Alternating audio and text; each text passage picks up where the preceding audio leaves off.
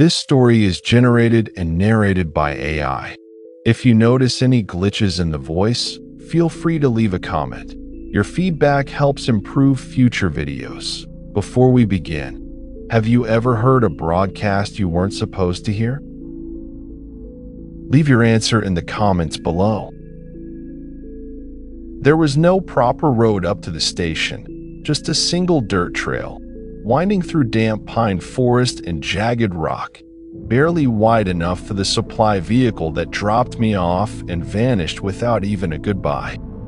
The Carpathians had a way of making you feel like you'd stepped outside of time.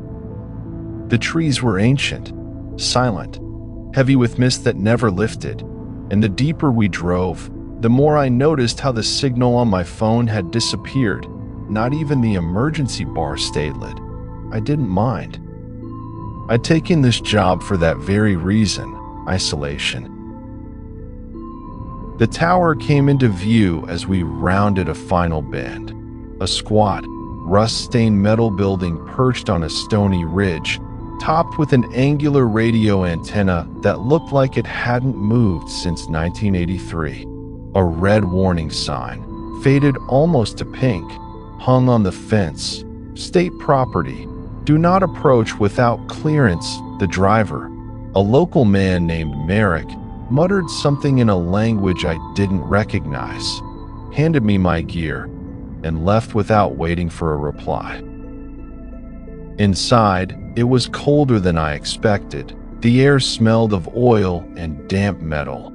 Not decay, but a kind of sterility that felt unnatural. The living quarters were tucked into a side room, small but functional. A cot, a desk, a stove. The real heart of the station was the communications room, full of old, blinking terminals, receivers, frequency dials, and a large Soviet-era shortwave radio mounted to the far wall, still humming softly. It was all intact, too intact. According to the briefing packet I'd received by email, sent by a Dr. Helzer from an Eastern European restoration project, I was to log and monitor any signals received on frequencies between 4 and 5 megahertz, particularly between 2300 and 0400 local time. Any anomalous transmissions were to be noted in the station logbook and emailed directly to the research team once a week via satellite uplink. Simple work, no contact needed.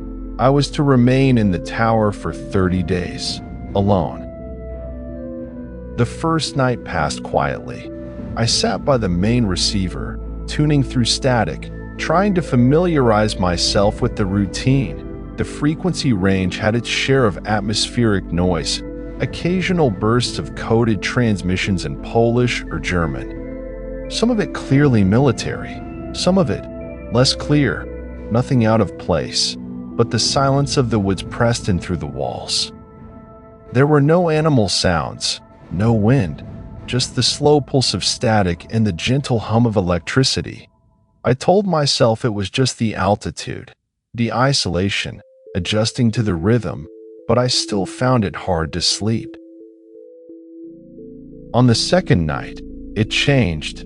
At exactly 1:17 a.m., the radio let out a brief pulse, a low-pitched click, followed by 5 seconds of silence. Then 3, 7, 1, 9, 3, 1, 7, 1, 1. A female voice, flat, emotionless, but not synthetic. I could tell it was real, recorded, maybe, or spoken live from somewhere else. It repeated the sequence 3 times before cutting off. I sat motionless, pen frozen in my hand. When I checked the digital log, there was no record of the signal, but I'd heard it. The next morning, I reviewed the receiver logs again. I found only routine spikes, no anomaly listed at 117. Still, I logged it manually in the notebook, just in case. That evening, I received an automated check-in from Dr. Helzer's team, generic in tone, status confirmed. Signal Station 43B operational. Maintain protocol.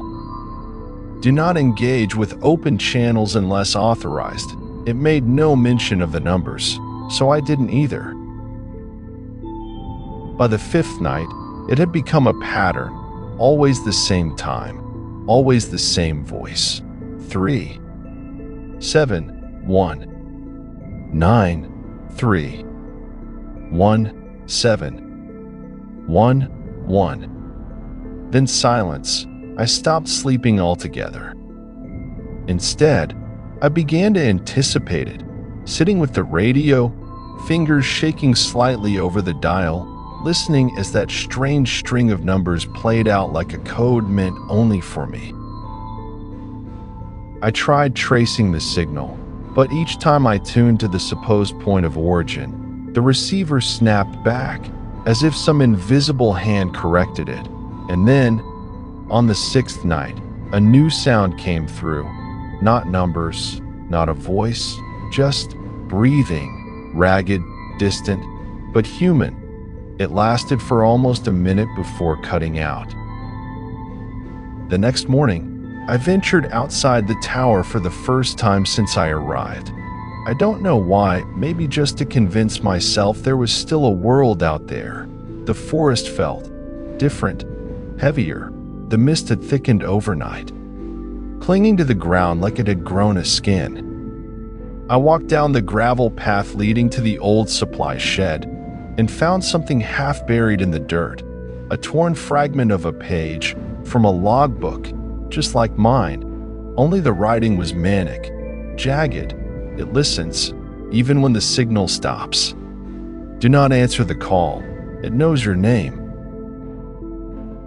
When I returned inside, the radio was on. I hadn't left it that way. The receiver light blinked slowly. I sat, hand trembling, and picked up the headphones.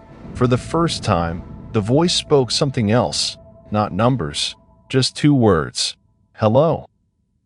Operator. Hello. Operator. I didn't move, didn't breathe.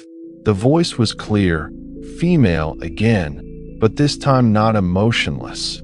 There was a tremble in it, something human, almost pleading. The signal ended abruptly. Static returned, but not the soft ambient hiss I'd grown used to. This static moved. It pulsed like breath. I did what I was supposed to. I wrote it down. 01:17 a.m. Direct transmission. Unknown origin. Voice said, "Hello, operator." Static changed pattern after end of message. I logged it, just like the protocol told me. And then I sat back, headphones on the desk, and stared at the terminal for what felt like an hour.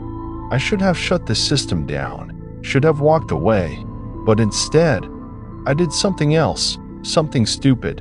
I turned on the transmitter. The old tower wasn't built for two-way communication anymore.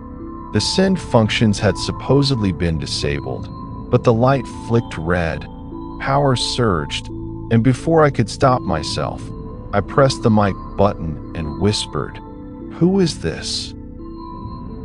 Nothing, no reply, not that night. But the following morning, something had changed. I found footprints outside the tower. Barefoot, human, they led from the tree line to the door, then circled the perimeter twice and disappeared. No return trail. I told myself it was a bear, or maybe Merrick checking in, but the prints were too precise. 5 toes, arch, heel, left by someone walking slowly, deliberately, and they were deep, as if the thing that made them had weight. I didn't report it. I didn't want them to pull me out, because something in me, some deep, stubborn instinct, was beginning to believe that what was happening here wasn't random, that I'd been chosen. That night, the signal didn't come at 1:17. It came earlier, at 0:43, and it wasn't numbers or breathing. It was laughter, childlike, thin, echoing like it had bounced off something 1,000 miles away. It played for 32 seconds before fading back into static, and then the tower's lights flickered. I stood up so fast I knocked over the chair. The power grid wasn't local, it was supposed to be isolated, but something had caused a surge. The receiver lit up again, and this time, I didn't need headphones to hear it. "Operator, are you there?" I backed away. The signal crackled. "Don't be afraid. We've been trying to reach you." Then the voice changed mid-sentence. It deepened, fractured, like multiple layers folding on top of each other. "You've been heard. You've been heard.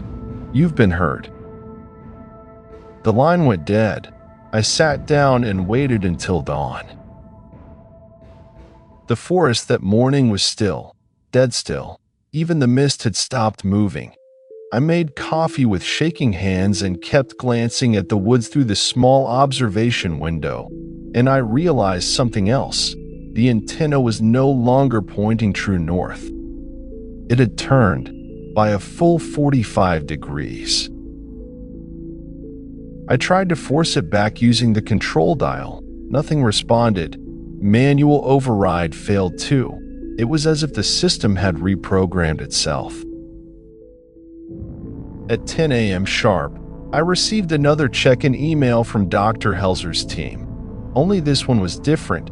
There was an attachment, a compressed audio file labeled /repeat 01. Red slash, I played it on the main terminal. It was the exact same sequence I'd been receiving every night. 3, 7, 1, 9, 3, 1, 7, 1, 1. Followed by the whisper, "Hello, operator." There was no subject line in the email, no body text, just the file, as if they already knew what was happening. I sent a reply, brief, trying to sound clinical. Transmission confirmed. Audio matches previous events at Station 43B. Request clarification, is this part of the test? The message bounced back within seconds. Undeliverable. That evening, I checked the logs again. I found a folder I hadn't noticed before. Tucked in the root directory under system old_comms archive_red, it contained dozens of files going back nearly a decade. All of them labeled with the same timestamp, 01:17 a.m., all of them audio recordings. I played one. It was from 5 years ago. The voice was different, but the message was the same. 3, 7, 1, 9, 3, 1, 7, 1, 1. Then, it's listening. Another file. This one older. You're not the first. I listened to 12 files that night, each one whispered by a different voice, each one sounding like someone losing their grip on what was real, each one ending with static that slowly, almost imperceptibly, began to take on shapes. There's no better word for it. The static started forming patterns, tones that repeated in strange mathematical intervals, like someone was building a language inside the noise. I began to dream. Finally, but the dreams weren't mine. I saw the tower from above, drifting through black sky, saw it surrounded by shapes in the woods, not people, not animals, figures with limbs too long, too many joints, some of them standing, some of them crawling, and all of them listening. In one dream, I was the antenna. I felt my spine crack and twist, my arms spread wide like metal beams, my eyes replaced with glowing coils, and from the woods, something approached me. Not running, not walking, reaching. I woke up screaming, but the room was silent, except for the receiver. still on, still humming. I stopped logging the messages, not because they stopped coming, but because they started repeating in my head, even when the equipment was off, even when I was asleep. The whispers, the numbers, the laugh, I could recite them perfectly, but worse than that, I started understanding them. I know how that sounds. I know how it reads, but somewhere around the 10th day, I began noticing a rhythm to the sequences, not just the math of it, though the numbers did form a prime chain, but something deeper, the way a child might learn language from song. Some part of me had begun to learn the structure, and something, or someone, was counting on that. The antenna rotated again that night, 70 degrees this time, pointing directly toward the deepest stretch of forest, where the trees grow too close together for snow to touch the ground. Around midnight, I heard footsteps on the roof, not loud, not urgent, but deliberate. One step, pause, then another. I waited until morning to climb the ladder. There were handprints in the frost, 6 fingers, stretched unnaturally wide. I didn't sleep that night. Instead, I watched the tree line through the tower's high-powered binoculars, and just before sunrise, I saw it, a figure, standing perfectly still among the pines, far too thin to be a man, arms too long, joints too many. It didn't move, didn't shift, it just stood there, watching. The next day, I found a new file on the desktop, not in any folder, just sitting on the home screen, labeled stay_inside. I didn't put it there. Nobody had access but me. I opened it, a black screen loaded, then white text, one line at a time. Do not respond to the voicito, not follow the antennado, not look directly at the tree line between 02:00-03:00 if you see yourself outside. Lock the door if you hear your name, cover your ears. There was no signature, no timestamp, just one final line, flashing. They don't like to be seen. I disconnected the antenna, unplugged the receiver, turned off the grid, and for one full day, the tower was silent. But that night, the whispers didn't come through the radio, they came from the walls. Not loud, just the impression of a voice, moving along the steel and concrete, sliding through the bolts, echoing behind the vents, like the tower itself had started to speak. And then, the knock came. It was soft, polite, even, 3 taps on the main door. I didn't move. Then again, 3 knocks slower, as if whoever, whatever, was out there had all the time in the world. I climbed to the 2nd floor with the bolt-action rifle Merrick had left me in case of wolves, looked through the small vertical window that pointed down to the front platform. No one was there, just mist, swirling too slow to be natural. But then I noticed something wrong, a shadow behind the door, a silhouette I recognized too well. It was me. Same coat, same boots, even the limp I'd picked up that winter from falling on ice. But the figure didn't move like me. It tilted, as if curious, as if learning. I backed away, rifle shaking in my hands, and then I heard the whisper, not outside, not in the hall, but inside my ear. It's better if you open it. I didn't. I sat on the floor, back to the door, rifle in my lap, and waited until light broke over the treetops. When I opened the door that morning, the shadow was gone, but a new item had been placed on the metal threshold, a tooth, human. The same morning, the email server came back online, One unread message. Subject: Urgent Protocol NOTICE body. Leave now. You've heard too much. It's already seen you. You don't bring it back with you. No sender, no return address. That night, I gave in. I reconnected the antenna, rebooted the transmitter, and spoke directly into the mic. What do you want from me? The answer came at once, not as a voice, but as a chorus. Dozens of overlapping voices, rising from the static, layered like sediment, to be remembered, to be rebuilt, to return.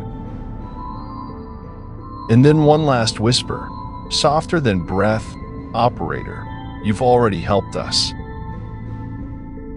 I couldn't leave, not really, not when I finally heard it answer me, not when it started to understand I was listening. The tower became quieter, but not silent. The static was always there now, like the hum of a dying star just outside the veil of sound. But it wasn't just noise anymore. There was memory in it. They weren't just numbers, they were coordinates, old ones, buried frequencies mapped to Cold War listening posts across Europe. I found logs in the hard drive's archive, places I'd never heard of, numbers stations that hadn't operated in decades. All of them marked receiving again. The tower was no longer isolated. It was part of something bigger. At night, the whispering changed pitch. Instead of decoding, the system began encoding messages of its own. The software I was trained on, it started running subroutines I didn't write. It was broadcasting back. That's when the dreams began, but not my own. Each night, I'd close my eyes and see memories that weren't mine. Flashes of concrete bunkers, men in uniforms with no insignia, speakers hidden in snowbanks, a child standing in front of a loudspeaker, repeating numbers while her nose bled. Worse, I could feel it, like a network of minds, all stacked behind the signal, feeding on it, moving through it.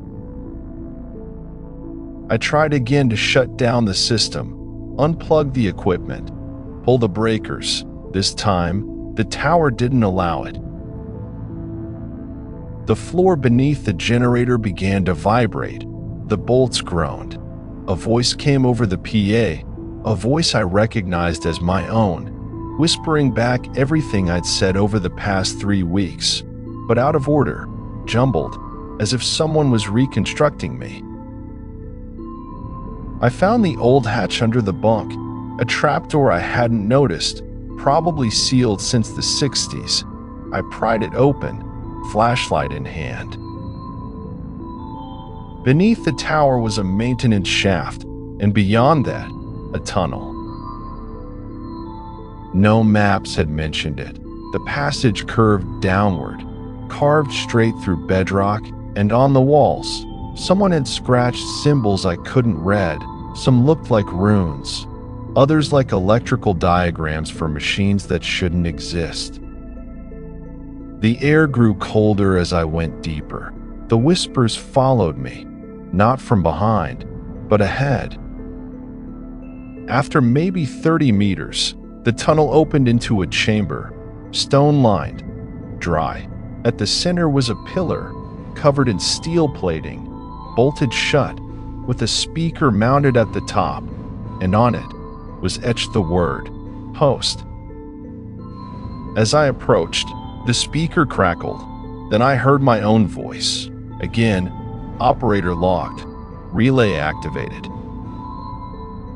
I turned to leave, but the tunnel behind me had changed, now lined with mirrors, endless reflections of myself, each slightly delayed, like I was watching a loop of me moving through time. One of the reflections stopped moving. It looked at me and smiled. I ran. I don't remember climbing out, only the cold air hitting my lungs as I slammed the hatch behind me. The antenna had turned again. It now pointed straight up. I tried the emergency SAT phone. Dead. Tried transmitting an SOS through the backup frequency, but the mic only produced one phrase, over and over, "We've already left."